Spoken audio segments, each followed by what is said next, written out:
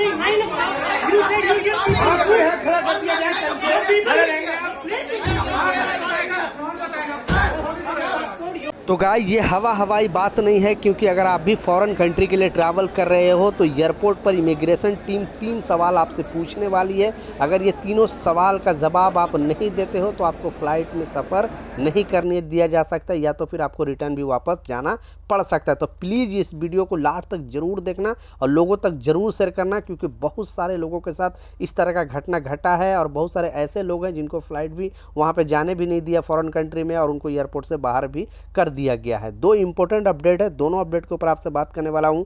2-3 minute का video है, last तक जरूर देखना। तो चलिए स्टार्ट करता हूँ, बताता हूँ अपडेट के बारे में। तो पहले दिल्ली एयरपोर्ट से एक बहुत बड़ा अपडेट सामने आ रही है, और इस अपडेट में जो बताया जा रहा है, आप लोग भी 2-3 दिन पहले भी न्यूज़ में सुना था कि इंडिया पाकिस्तान युद्ध के वजह से बहुत सारे फ़्लाइट डिले हो गई थी, बहुत सारे फ़्लाइट को कैंसिल कर दिया गया था, जो भी फॉरेन कंट्री जाने वाले हैं या फिर इंटरनेशनल जो भी फ़्लाइट जाती है वो उसका भी कैंसिल। लेकिन आज जो मामला आया हो दूसरा मामला आया, क्योंकि दिल्ली एयरपोर्ट में 42 फ़्लाइट है जो डिले थी, पूरी तरह डिले थी, और लगभग 14 इंटरनेशनल फ़्लाइट है वो सीधा रद्द कर दिया गया है। तो क्या कारण है? कारण जैसा बताया जा रहा है, पहले स्क्रीनशॉट पर भी लगा के दिखा रहा हूँ, जस्ट अभी का अपडेट है। और आने वाला दिन में अगर आप दिल्ली एयरपोर्ट से सफ़र कर रहे हो तो इस बात का लाजिम ख्याल रखें।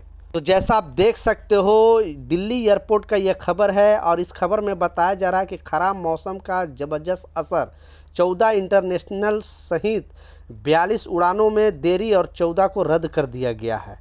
तो आप भी अगर दिल्ली एयरपोर्ट से सफ़र कर रहे हो तो आप अपडेटेड रहें, क्योंकि एयरपोर्ट अथॉरिटी ने ये बताया है लोगों को, क्योंकि अभी 2-3 दिन पूरी तरह मौसम ख़राब रहेगा, बहुत सारा हवा तूफ़ान चल रहा है, इस कारण से वहाँ पे फ़्लाइट बहुत सारे डिले हो गए हैं, बहुत सारे फ़्लाइट को कैंसिल भी किया गया है। और लोगों से अपील किया गया है कि आप मेट्रो का इस्तेमाल करें। बहुत सारे जो टैक्सी का या रोड का इस्तेमाल करके बस वगैरह से वहाँ पे एयरपोर्ट में आते हैं तो उनको भी ट्रैफिक का बहुत सारा समस्या भी झेलना पड़ रहा है। इसलिए एयरपोर्ट अथॉरिटी का कहना है कि आप अगर मेट्रो से अगर सफ़र करते हो, आते हो एयरपोर्ट में, तो आप जल्दी पहुंच जाओगे, क्योंकि फ़्लाइट अगर आपका डिले होगा या फिर देरी होगा तो आप उससे निपट सकते हो। लेकिन आप अपडेटेड भी रहें, आप समय को देखते रहें, आप एयरपोर्ट का जो टाइम टेबल है उस पर भी अपडेट देखते रहें कि आपकी फ़्लाइट कब चल रही है नहीं है। ये 2-3 दिन असर होने वाली है बेसिकली दिल्ली एयरपोर्ट से, सारे एयरपोर्ट पे नहीं, सिर्फ दिल्ली एयरपोर्ट की ये न्यूज़ थी।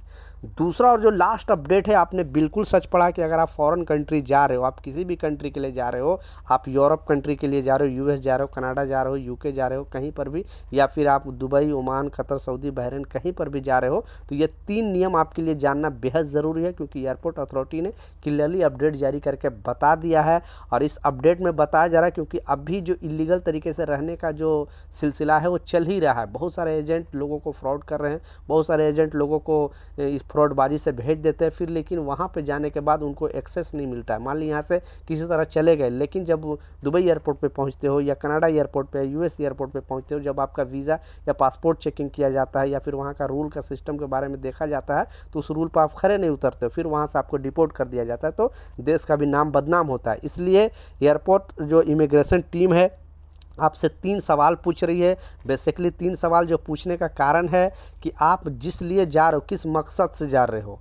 पहला सवाल जो पूछा जाता है वहाँ पे अभी फिर प्रेजेंट टाइम पे पूछा जा रहा है, बहुत सारे लोग बोलेंगे कि हमसे नहीं पूछा गया, तो अगर आपसे नहीं पूछा गया तो ऐसा नहीं है, लेकिन बहुत सारे लोगों से पूछा जा रहा है और पूछा जा रहा है कि आप किस मकसद से जा रहे हो। अगर आपके पास वर्क वीज़ा है तो वो लोग इतना पूछताछ नहीं कर रहे, लेकिन आपके पास विजिट वीज़ा है, स्टूडेंट वीज़ा है, बिजनेस वीज़ा है, तो आपसे सवाल जवाब हो रहा है और पूछा जा रहा है किस मकसद से जा रहे हो। तो आप अगर विजिट पे जा रहे हो तो आप बोल सकते हो घूमने जा रहा हूँ, या फिर आप किसी काम से जा रहे हो। बिजनेस वीज़ा पे जा रहे हो तो आप बिजनेस के लिए बोल सकते हो। स्टूडेंट वीज़ा पे जा रहे हो तो बोल सकते हो पढ़ने के लिए जा रहे हो। फिर पूछा जा रहा है कि आपके पास कैश मनी कितना है, यानी आप वहाँ पे जाओगे तो खर्चा क्या करोगे, आपके पास कितने पैसे हैं। तो उस कंट्री का जितने भी ज़रूरत है, लगभग यहाँ पे रूल के हिसाब से बताया जा रहा है कि $3000 आपको अगर यूरोप कंट्री में जा रहे हो तो दिखाना पड़ेगा, बाकी अरब कंट्री में जाओगे तो लगभग 60-70 हज़ार अगर विजिट वीज़ा पे जाओगे तो दिखाना पड़ेगा। लास्ट में बताया जा रहा है कि आप रुकोगे कहाँ, यानी आपके अगर दोस्त वगैरह है तो उसका एड्रेस वगैरह दिखा सकते हो कि मैं इस दोस्त के पास रुकूंगा। लेकिन अगर आपको दोस्त वगैरह भी नहीं है तो आपको वहाँ का होटल बुकिंग दिखाना पड़ेगा, यानी 7 दिन का होटल बुकिंग दिखाना पड़ेगा। अगर नहीं दिखाओगे तो फिर आपको जाने नहीं दिया जाएगा। तो ये 3 सवाल बहुत सारे लोगों से पूछा जा रहा है इमिग्रेशन टीम द्वारा। अगर इस पर आप खरे उतरते हो तो कोई प्रॉब्लम नहीं है, लेकिन अगर आप ये तीनों सवाल का जवाब नहीं देते हो और आपके पास ये 3 चीज़ नहीं है तो फिर आपको वहाँ से ट्रैवल नहीं करने दिया जाएगा। हो सकता है तो एयरपोर्ट से भी, क्योंकि बहुत सारे यात्री को, हज़ारों यात्रियों को एयरपोर्ट पर रोका गया है। फिर उनको घर से भी ये सब चीज़ मंगाना पड़ा, तब बाद में उनका, क्योंकि इतना टाइम में फ़्लाइट भी डिले हो गया, फ़्लाइट भी चला गया, वापस चला गया, फिर इनको उड़ान नहीं भर सके।